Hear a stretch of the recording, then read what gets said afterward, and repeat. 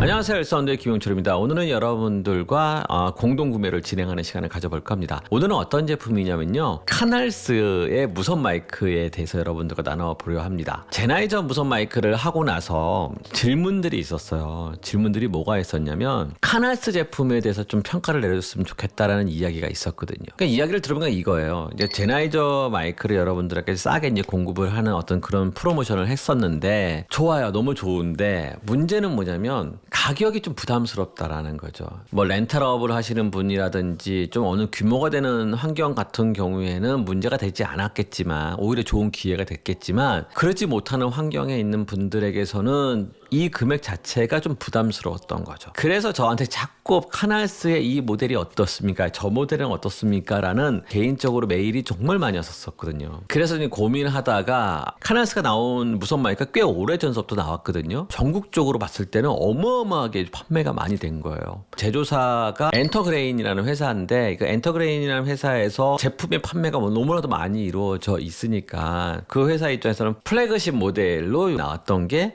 BK3001, 3002라는 모델이에요. 인터넷 가격이요, 말도 안 돼요. 뭐 300만 원대가 되는 이제 마이크가 나온 거예요. 2채널이지만 2채널에 300만 원이다. 너무 비싼 거예요. 제가 봤을 때는.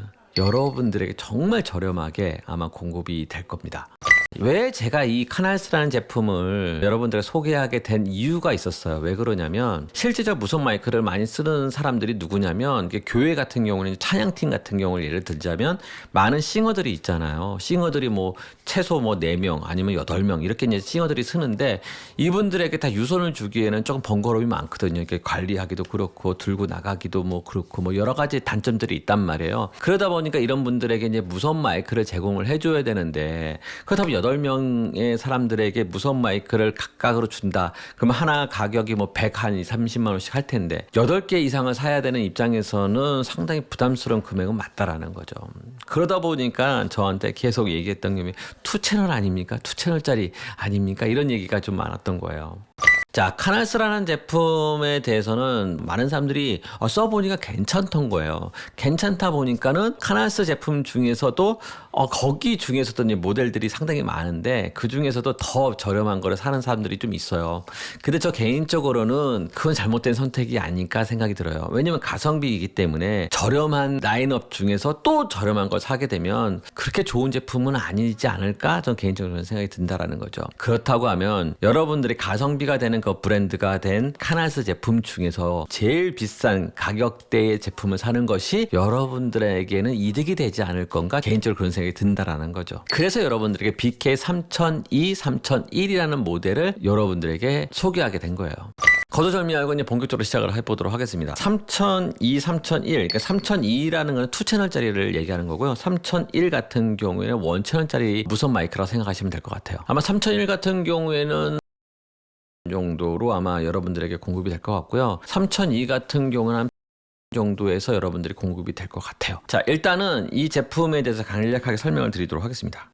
근데 저 같은 경우에는 이게 디지털이냐 아날로그냐라는 차이점에서 여러분들한테 지난번 제나이저 설명을 할 때 말씀을 드렸잖아요. 이 제품은 아날로그는 맞아요. 디지털이 아니라는 거죠. 자, 그럼 디지털과 아날로그의 가장 큰 차이점이 뭐냐면 변조 기술이에요. 얘는 변조를 FM 변조, 그러니까 우리가 FM 라디오 있잖아요. 그런 변조 기술을 쓰고 있고요. 디지털 무선 마이크 같은 경우에는 QPSK라고 해서 그 변조 기술이, 그러니까 DQPSK 뭐 이런 기술을 써요. 이게 레이턴시 문제를 조금 더 줄이면서 디지털 변환을 시켜주는 변조 기술이에요. 디지털 변조 기술인데 기술적으로 제한 요소가 걸리긴 해요. 레이턴시를 완벽하게 해소할 수 있냐? 요건 또 다른 문제일 수 있다라는 거죠.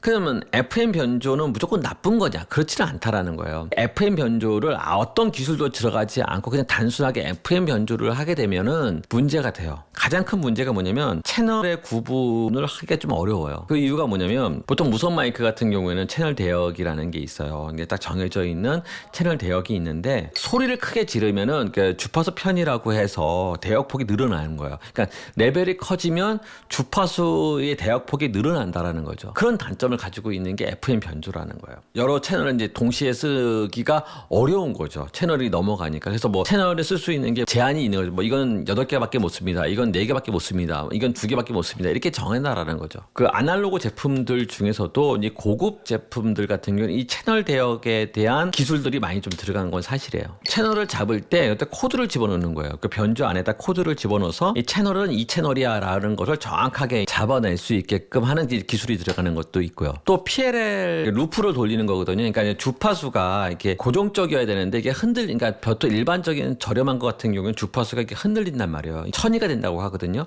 이런 천이가 생기지 않게끔 그걸 딱 고정시켜주는 기술이 또 필요하다라는 거죠. 이게 이제 PLL 기술이 들어가게 되는 거고요. 또 한 가지가 뭐냐면 이 제품 같은 경우는 지금 플래그십 모델이잖아요. 프리미엄급이라는 거예요. 그럼 뭘 집어넣냐면 DSP를 집어넣는 거죠. 그러니까 예전에는 DSP가 가격대가 좀 비쌌던 건 사실이에요. 그러다 보니까 그러니까 채용을 하고 싶어도 할 수가 없는 그런 단점이 있었고요. 두 번째는 레이턴시 문제가 있기 때문에 채용하기가 좀 어려웠다라는 거죠. 근데 요즘에는 DSP 자체가 워낙 좋아졌잖아요. 그러니까 이 무선 마이크에도 이제 그 기술을 집어넣은 거죠.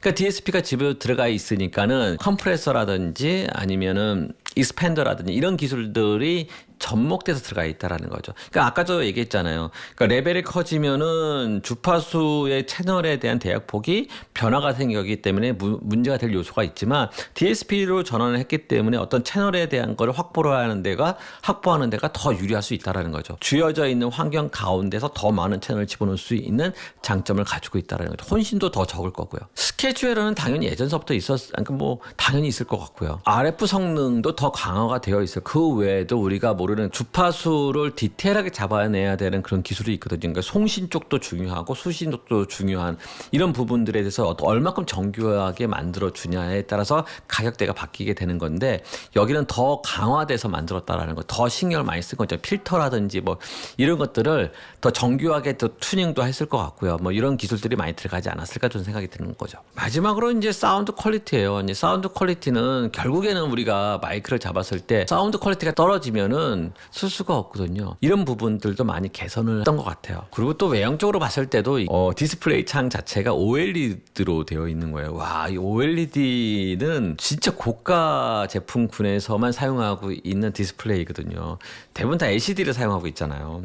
일단 고급져야 OLED로 되어 있는 제품들을 보면은 딱 제품 고급지다 라는 느낌이 든다라는 거죠. 아날로그지만 레이턴시 문제도 해결되고 그다음에 어떤 혼신의 문제도 해결되고 그다음에 사운드 퀄리티도 더 좋아지고 내구성의 문제는 잘 모르겠지만 카날스가 AS가 얼마큼 잘 되냐면 오늘 내가 이제 그 카날스 AS 센터로 보내주면 엔터그레인 그 회사에서 도착해서 그 다음날 다시 보내준대요. 이게 AS가 유기적으로 너무나도 잘 되어 있다라는 거죠. 활성화가 잘 되어 있다라는 거죠.